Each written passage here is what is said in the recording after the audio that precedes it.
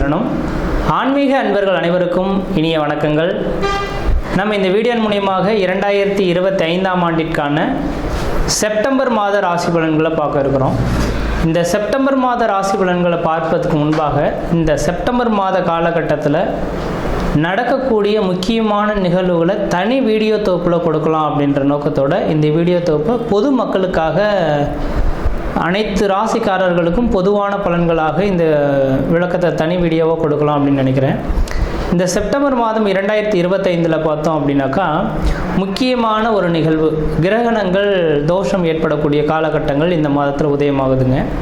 அதாவது கிரகண காலகட்டங்கள் அப்படின்னு பார்த்தீங்கன்னா செப்டம்பர் மாதம் 7ஆம் தேதி அன்று பார்த்திங்கனாக்கா சந்திர கிரகணம் நிகழ இருக்குது.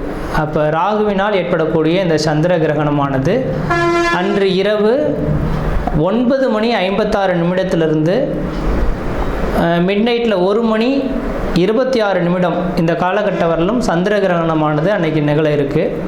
இது பூரணமான சந்திர கிரகணம் அப்படின்னு பார்த்தோம் அப்படின்னாக்கா முழுமையான சந்திரகிரகணம் பிடிபட்ட காலகட்டங்கள் எப்பொழுது அப்படின்னாக்கா தொடங்கக்கூடிய காலகட்டம் 9 மணி 56 தொடங்கி 1 மணி 26 நிமிஷம் மிட்நைட்டில் சந்திர கிரகணமானது முடிய போகுது. அதில் முழுமையான பவர்ஃபுல்லாக அந்த கிரகணம் ஏற்படக்கூடிய காலகட்டம் எப்படின்னு பார்த்திங்கன்னா இரவு மணி 11 மணிலேருந்து 12 மணி 23 நிமிடம் வரலும் முழுமையான சந்திர கிரகணமாக தெரிய போகுது. இது இந்தியாவில் தெரிய போகுது. இதுக்கு முன்பாகலாம் நடந்த கிரகணங்கள் பார்த்திங்கன்னா போன வருடத்தில் நடந்ததெல்லாம் வெளிநாடுகளில் நடந்ததுனால நமக்கு எதுவும் பாதிப்புகள் இல்லை. ஆனால் இந்த சந்திர கிரகணம் மட்டும் இந்த காலகட்டத்தில் இந்த மாதத்தில் மட்டும் நம்ம இந்தியாவில் தெரியக்கூடிய ஒரு கிரகணமாக இருக்க போகுது. அப்போ இந்தியாவில் நடக்கக்கூடிய இந்த கிரகணமாக இருக்கிறதுனால பொதுமக்கள்கள் கொஞ்சம் கவனமாக இருக்கக்கூடிய ஒரு காலகட்டங்கள் அப்படின்ற சொல்லலாம். எப்போல்லாம் கிரகண தோஷங்கள் ஏற்பட போகுதோ, எந்த இடத்தில் நிகழுதோ, அதாவது எந்த நாடுகளில் நிகழுதோ அந்த நாடுகளுக்கு ஒரு சில பாதிப்புகள் வரும்னு இருக்குதுங்க. அப்போ ராகு பகவான் கும்பத்தில் நின்று கும்பத்தில் இருக்கக்கூடிய ராகுவோட சந்திரன் இருந்து ராகு கிரகஸ்த சந்திர கிரகணமாக இந்த வருடம் செப்டம்பர் மாதம் 7ஆம் தேதி தொடங்க போகுது. இது பொதுமக்களுக்கு ஒரு சில பாதிப்புகளையும் கொடுக்கும், ஒரு சில நட்சத்திரங்களுக்கு யோகங்களும் கொடுக்க போகுது. அதில் முக்கியமாக பார்த்திங்கன்னா கர்ப்பிணி பெண்கள், இந்த கர்ப்பிணி பெண்கள் இந்த நேர காலகட்டத்தில் கண்டிப்பாக வீட்டை விட்டு வெளியே வராமல் இருக்கிறது நல்லாயிருக்கும். சந்திர கிரகணம் இரவு நேரத்தில் நடைபெறதுனால பெரிய லெவலில் பாதிப்புகள் இருக்காது மக்களுக்கு. ஏன்னா அந்த நேரத்தில் மக்கள் அனைவருமே வீட்டு உள்ளதாக இருக்கும். முக்கியமாக இந்த நேரத்தில் கர்ப்பிணி பெண்கள் மிக மிக மிக கவனமாக இருக்கக்கூடிய காலகட்டங்கள்.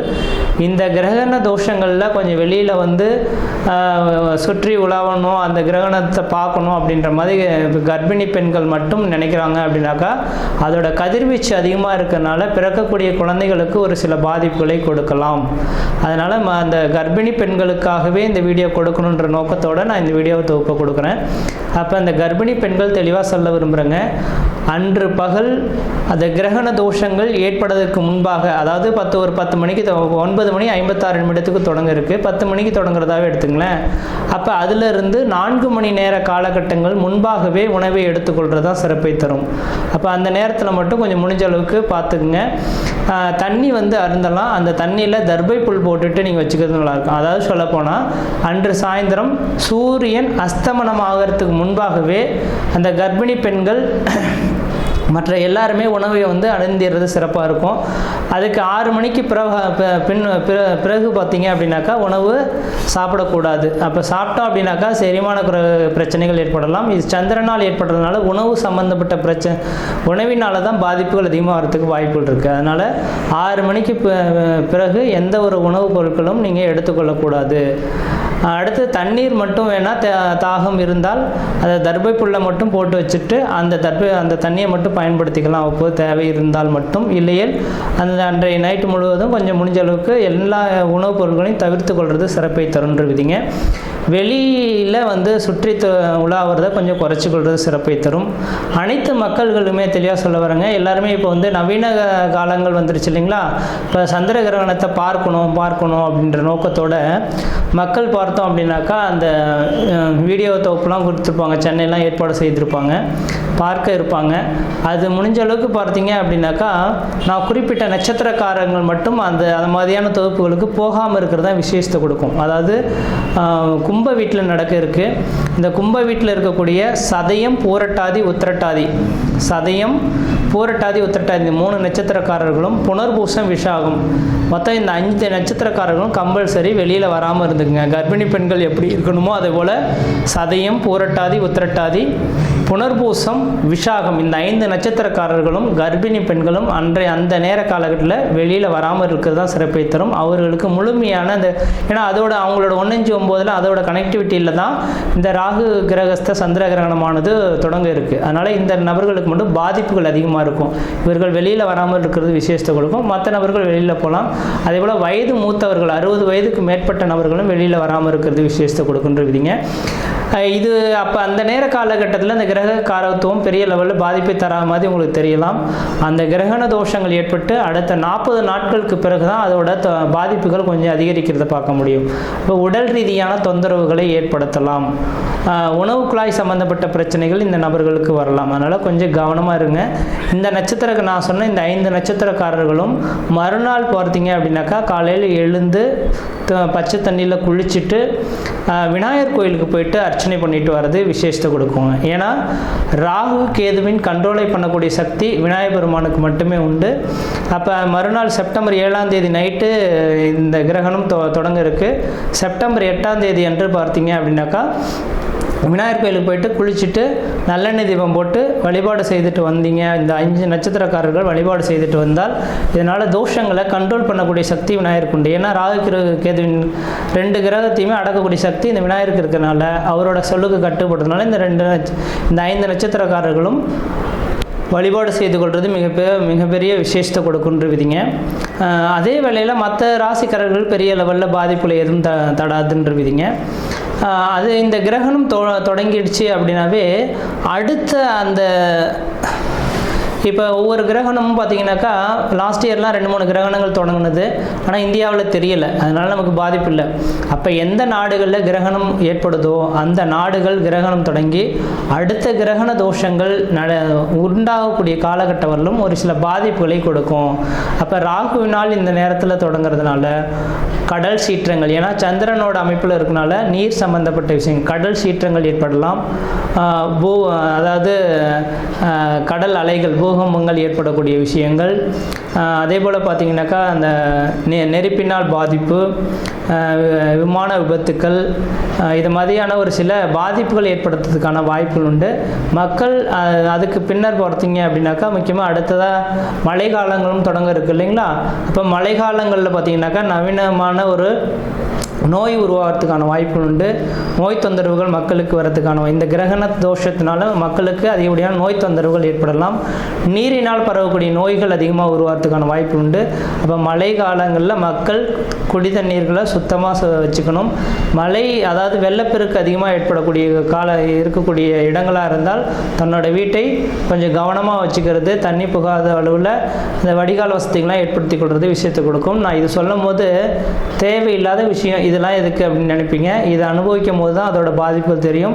அதனால் இந்த கிரகண தோஷங்கள் இருக்கிறதுனால பாதிப்புகள் இருக்கின்ற நம்பிக்கை வரக்கூடிய நபர்களாக இருந்தால் மட்டும் தயவுசெய்து சொல்ல வரேங்க. அடுத்து கரெக்டாக இப்போ செப்டம்பர் 7ஆம் தேதி இந்த கிரகண தோஷம் ஏற்படுது. அதுலேருந்து 40 நாட்கள் அப்படின்னாவே அடுத்து கரெக்டாக மழை காலங்கள் தொடங்கக்கூடிய காலகட்டமாக இருக்கும்.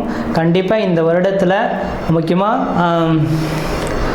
நவம்பர் டிசம்பர் காலகட்டத்தில் அதிகப்படியான மழைப்பொழிவுகளும் சீற்றங்களும் அதிகரிக்கிறதுக்கான வாய்ப்புகள் இருக்குது. மக்கள் கவனமாக இருக்குங்க. அதுக்காக தான் இந்த வீடியோ தொகுப்பு கொடுத்துருக்கேன். மற்ற விதத்தில் எந்த தோஷங்கள் பாதிப்பு கிடையாது. தெளிவாக சொல்லக்கூடிய கருத்துக்கள் கர்ப்பிணி பெண்களும் சதயம், பூரட்டாதி, உத்திரட்டாதி, புனர்பூசம், விசாகம் இந்த 5 நட்சத்திரக்காரர்களும் கிரகண தோஷத்தன்று கொஞ்சம் வீட்டை விட்டு வெளியே வராமல் இருங்க. இரவு பார்த்திங்கன்னா 9:56 தொடங்கி நள்ளிரவு 1:26 முடிய இருக்குது. அது முழுமையான சந்திரகிரகணம் அடையக்கூடிய காலகட்டம் 11 மணியிலிருந்து 12:23 வரலும் இருக்குது. இந்த நேர காலங்களில் வெளியில் வராமல் இருங்க. உணவுப் பொருட்கள் எந்த ஒரு உணவுப் பொருட்களும் எடுத்துக்கொள்ள வேண்டாம். மறுநாள் காலையில் குளிச்சுட்டு விநாயகர் கோயிலில் போய்ட்டு விளக்கு போட்டிருந்தாவே இந்த தோஷங்கள் ஓரளவுக்கு கட்டுக்குள் வரும்ன்ற விதிங்க. மற்ற விதத்தில் யாருக்கும் எல்லோரும் தோஷம் கிடையாது. பார்த்தோம் அப்படின்னாக்கா கன்னி ராசி அன்பர்களுக்கான வீடியோ. இந்த கன்னி ராசியின் குணாதிசயம் என்னன்னாக்கா, தனக்கு இருக்கோ இல்லையோ தன்னை சார்ந்த உறவுகள் வாழணும், தன்னை சார்ந்த உறவுகள் இன்பமாக இருக்கணும் அப்படின்ற எண்ணத்தோடு மட்டும் வாழக்கூடிய நபர்கள். முக்கியமாக இந்த கன்னிராசி அன்பர்கள் தன்னோட வாழ்க்கை துணைக்காக தன்னோட வாழ்க்கையை அர்ப்பணிக்கக்கூடிய ஒரு ராசினாக்கா இந்த கன்னிராசி அன்பர்களாக இருப்பாங்க.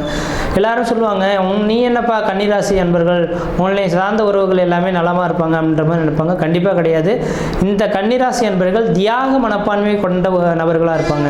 தனக்காக வாழாமல் பிறருக்காக வாழக்கூடிய நபர்கள். தன் மனைவின் மட்டும் சொல்ல விரும்பல, தன் தாய், தன் தந்தை, தன் உடன்பிறப்புகள், தன்னை சார்ந்த உறவுகள், தன் கணவன் மனைவி உறவுகள், இது மேலே ரொம்ப அக்கறை எடுத்துக்கொள்வாங்க.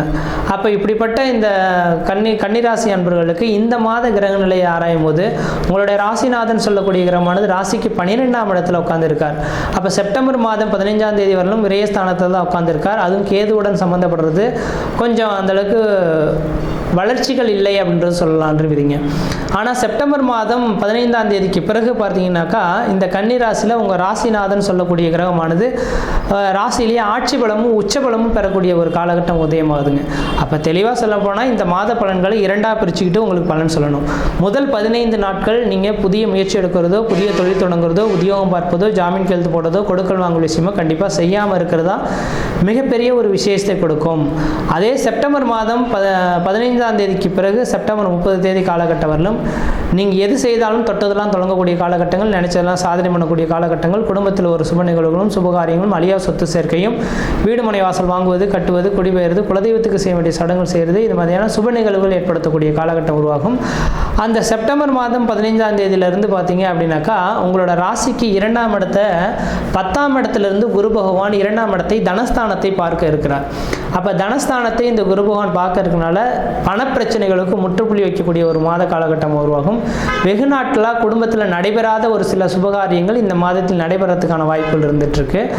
அதே போல் குடும்பத்தில் கணவன் மனை உறவுகளாரையும் தன் சொந்த பந்த உறவுகளாலும் ஒரு நிம்மதி இல்லாமல், ஒரு கான்வெகேஷன் சரியாக இல்லாமல் மன வருத்தத்தோடு இருந்த நபர்கள் அந்த மன வருத்தங்கள் நீங்கி ஒன்று கூடுறதுக்கான ஒரு காலகட்டம் உருவாகும். அதே போல் குடும்பஸ்தானத்தை குரு பகவான் பார்க்கறதுனால குழந்தை பேருக்காக வேண்டி காத்துட்ருக்கீங்கன்னாக்கா கண்டிப்பாக தெளிவாக சொல்ல விரும்புகிறேங்க, இந்த மாத காலகட்டம் தான் உங்களுக்கு கருத்தரிக்கிறதுக்கான காலகட்டமாக உருவாகுதுன்றீங்க. அது குறிப்பாக பார்த்தீங்கன்னா செப்டம்பர் மாதம் 17ஆம் தேதியிலிருந்து செப்டம்பர் 30க்குள்ளார இந்த கருத்தரிக்கிறதுக்கான வாய்ப்புகள் உண்டு. வெகு நாட்களாக குழந்தை பேருக்காக காத்துட்ருக்கேன் சார், எனக்கு குழந்தையே இல்லை சார், குழந்தை கிடைக்குமான்னு இறங்கிட்டு இருக்கேன்னாக்கா கண்டிப்பாக இந்த மாத காலகட்டத்தில் அந்த வாய்ப்புகள் இருக்குது. குழந்தை பேருக்காக முயற்சி எடுத்து பாருங்கள், கண்டிப்பாக அந்த குழந்தை தரிக்கிறதுக்கான வாய்ப்புகள் மிகவும் பிரகாசமாக இருந்துகிட்ருக்கு. அடுத்ததாக பார்த்தோன்னா லக்னத்தை உங்கள் ராசிலேயே செவ்வாய் பகவான் இருக்கனால கொஞ்சம் சட்டுன்னு கோவப்பட்டு பேசிடுவீங்க, மன அழுத்தங்கள் ஏற்படலாம்.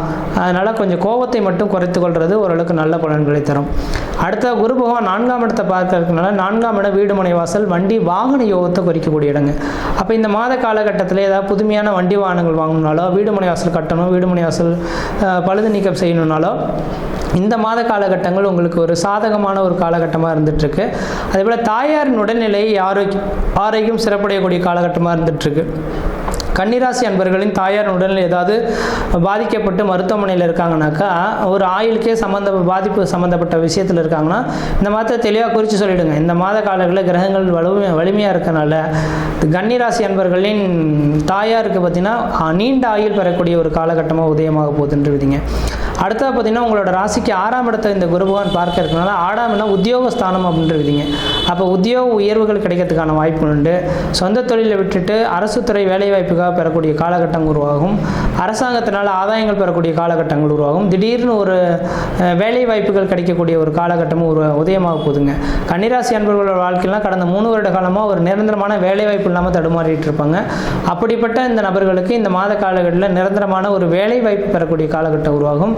தொழிலுக்காக முயற்சி எடுக்கக்கூடிய நபர்கள் எல்லாரும் சொந்த தொழில் இருந்தால் சொந்த தொழில் விரிவுபடுத்திக் கொள்ளக்கூடிய காலகட்டங்கள். அதே போல் ஊரை விட்டு வெளிநாட்டில் போய் யோசிக்கக்கூடிய நபர்களுக்கு வெளிநாட்டினால அந்த நாட்டு குடியுரிமை வாங்கி அங்கேயே செட்டில்ட் ஆகக்கூடிய ஒரு காலகட்டமும் இந்த மாத காலகட்டத்தில் உதயமாகக்கூடிய காலகட்டம் உருவாகுது. அப்போ தெளிவாக ஃபைனலாக சொல்லணும்னாக்கா முதல் 15 நாட்கள் கொஞ்சம் எச்சரிக்கையாக இருந்துக்குங்க. அடுத்த 15 நாட்கள் உங்களுக்கு அதிர்ஷ்டத்துக்கான காலகட்டமாக இருக்குது. அந்த நேரத்தில் நீங்கள் எது செய்தாலும் அது உங்களுக்கு சாதகமான ஒரு சூழல்கள் ஏற்படுத்தி தரலாம். குடும்பத்தில் சுப நிகழ்வுகள் ஏற்படுத்துறதுக்கான காலகட்டமாக இருந்துகிட்ருக்கு. இந்த மாத மாதத்தை நினச்சி பார்த்தீங்கன்னா வருடத்தில் ஒரு சில ஒரு வருடத்தில் நடக்கக்கூடிய நிகழ்வுகள் இந்த ஒரு மாதத்தில் நடக்கிறதுக்கான வாய்ப்புகள் இருந்துகிட்ருக்குன்றீங்க. மற்ற விதத்தில் உங்களுக்கு எந்த விதத்தையும் தோஷங்கள் பாதிக்க முடியாது. இந்த மாதத்தில் நீங்கள் வழிபாடு செய்யக்கூடிய தெய்வம் எதுனாக்கா, உங்களுக்கு யோகாதிபதி குரு பகவான் அவர்களால் வியாழக்கிழமை தோறும் தட்சிணாமூர்த்தி வழிபாடு செய்து கொள்வது மிகப்பெரிய விசேஷத்தை கொடுக்குன்றீங்க. மற்ற விதத்தில் எந்த விதத்தையும் தோஷங்கள் பாதிக்க முடியாது. சீரும் சிறப்புமாகவே இருப்பீங்க, நலமாக இருப்பீங்க. நன்றி, வணக்கம்.